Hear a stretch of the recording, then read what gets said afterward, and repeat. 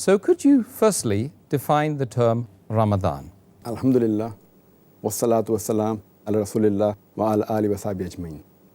The word Ramadan is derived from the Arabic word ramida or ar-ramad, which means intense scorching heat and dryness.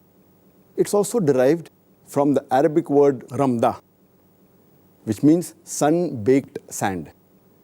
In Islamic terminology, the word Ramadan, it signifies the intense heat in the stomach due to thirst. When a Muslim fasts, the thirst that is there, it produces heat in the stomach, which is defined as Ramadan. Again, Ramadan, it has another meaning. It means that the good deeds, they scorch the sins and the evil of a Muslim. So Ramadan is a month in which the sins are scorched away by the good deeds, like how a sun scorches the ground in the same way.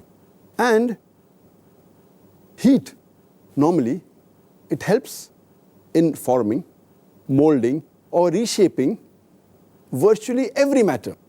In the same way, Ramadan helps in molding, shaping, and reforming the spiritual and the moral aspects of the human being. That is the reason we term this word as Ramadan.